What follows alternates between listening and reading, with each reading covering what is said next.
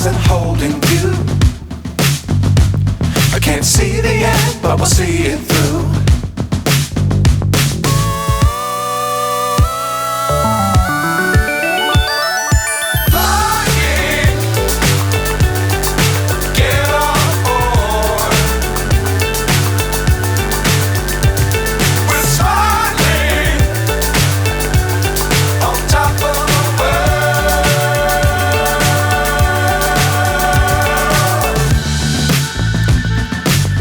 Times don't fly too high. Be sure to keep the ground in sight. Fly forever if you keep it tight. Love the world but keep the sky on your mind.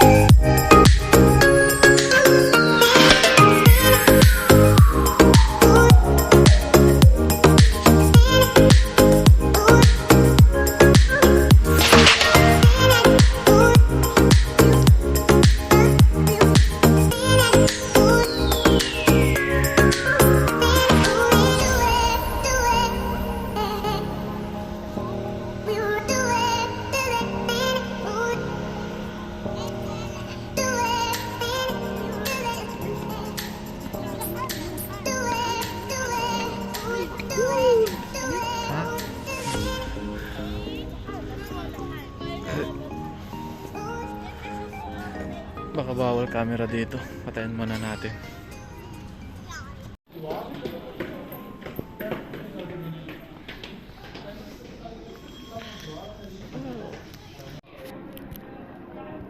Ay, teka lang, tatanong ko muna.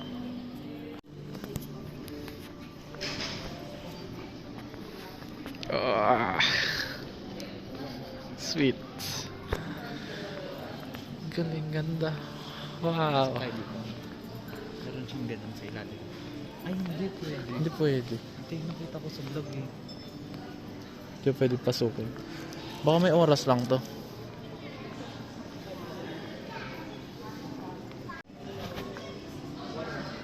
Wow.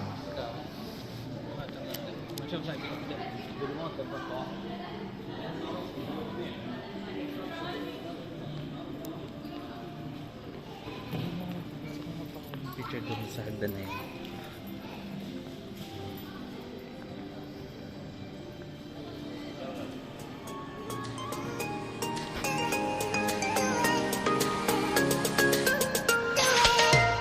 Kasawi ang pala. Hindi ka makakapasok sa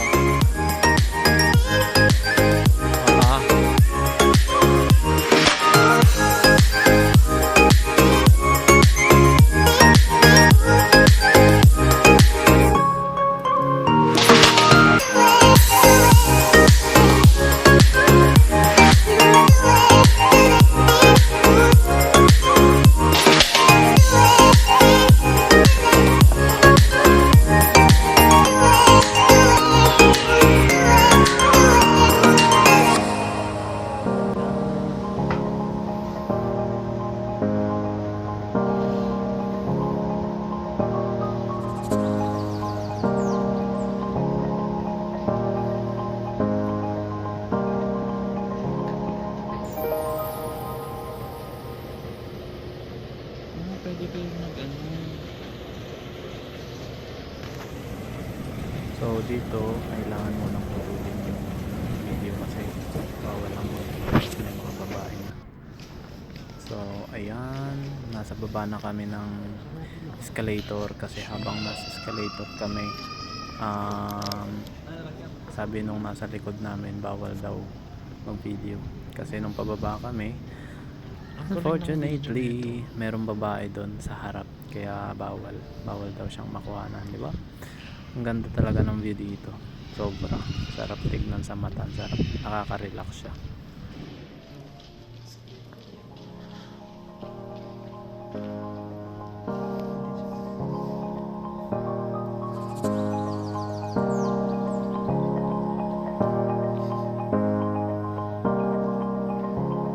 Screen siya, loko. Paano projector kung projector yan eh? Yata, I think.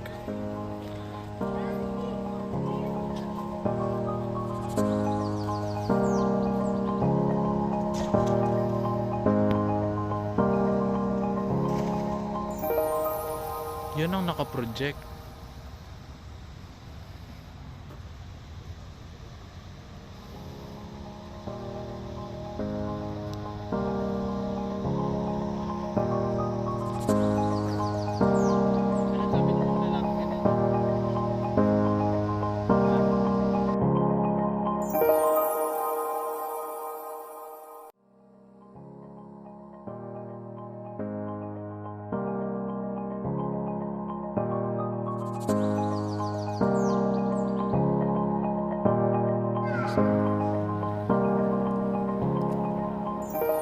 Naka-steady.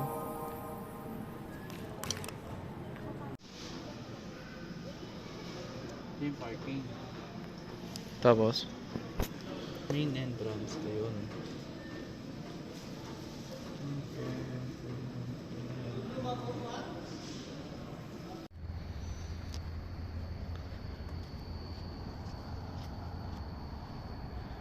So pagkagabi, wala talaga masyadong tao.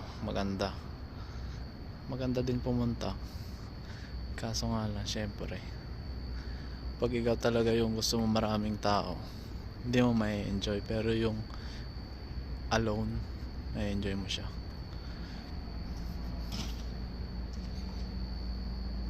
Yun, dito sa energy exhibit naman, subukan kung pumasok.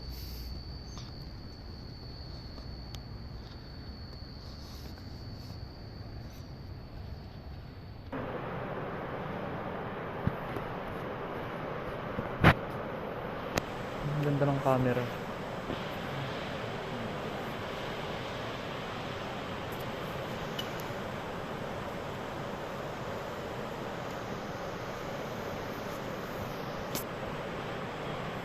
Di ba kahit toothbrush hanger may exhibit?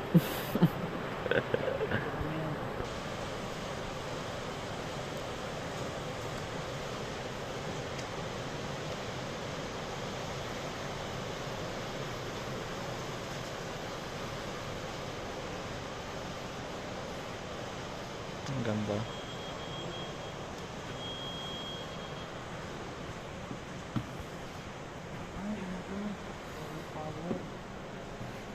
Solar power, no? O parking area. Parking area. Wala ko solar power. Solar power to, loko. Hindi, ayun, may sasakyan sa loob, oh.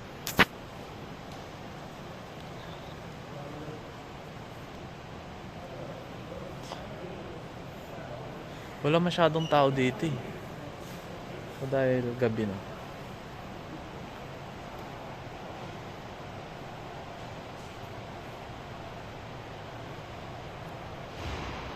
Ganda.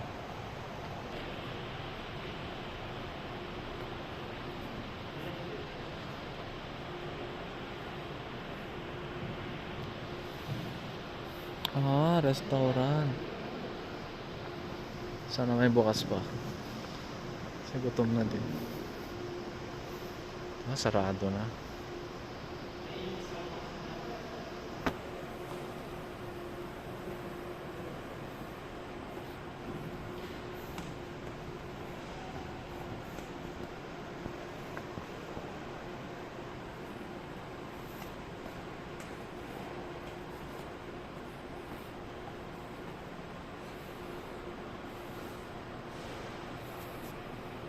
Oo, di ba? Galing. Ang galing.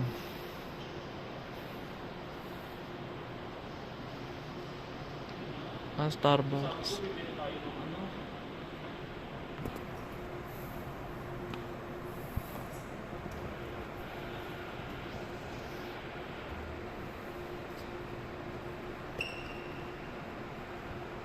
Para sa ito yung ginagamit sa mga field trip. No? Oo, parang yan siguro. Kailangan na natin umuwi. Pauwi naman na.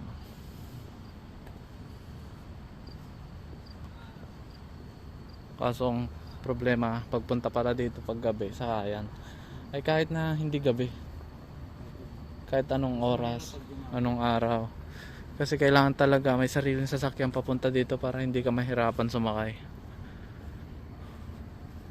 Ayan, wala masyadong tao at wala din talagang masasakyan dito. Paano di uso pataasan?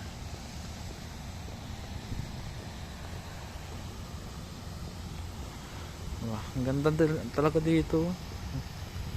Ang ganda ng lighting. Ay, ayan, ayan, ayan.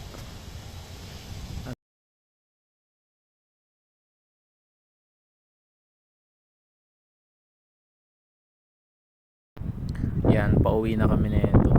Talagang manghamangha ako dito kahit sa sa entrance pa lang yung as in. Ang ganda. Hindi ko mabanggit kung paano ang gandang sasabihin dito. Ayan, pauwi na kami nito. At wala na din kasi masyadong tao kasi nag-aalala na kami anong oras na din yun, mga alas 10 na din ata dito eh. Alas 10, alas 11. So problema namin walang sasakyan dito, kaya wala ding internet, so kailangan nang umuwi na maaga para at least kahit papaano sana may makita kaming masasakyan sa labas. At ayan nga, habang palabas kami nito, talagang hindi ko matanggal yung mata ko sa mga walls, ayan, sa mga poste niya, diba? Ang ganda sa mga lightings, ang ganda talaga, promise. Sarap pumunta dito ng pangalawang beses ulit. Ayan, hindi ko alam kung bakit wala masyadong tao sa mga oras na to, pero dahil siguro gabi na din. Ayan, labas na ng pinto. Sulit talaga yung rest day na ganito. Wala namang ibang pupuntahan palabas. Tapos dito naman pag uwi, ayan, dumaan muna kami dito sa may malapit sa bahay, diba? Ang ganda talaga ng restaurant dito, napakasarap ng pagkain. Mukha siyang mamahalin pero as in hindi siya mahal. Pero syempre dahil nagtitipid kaming dalawa, naghati na lang kami dun sa burger na yun. Malaki naman yun, sulit. Tapos yung mga salad nila unlimited. Ang sarap, promise, worth it. Sarap dito.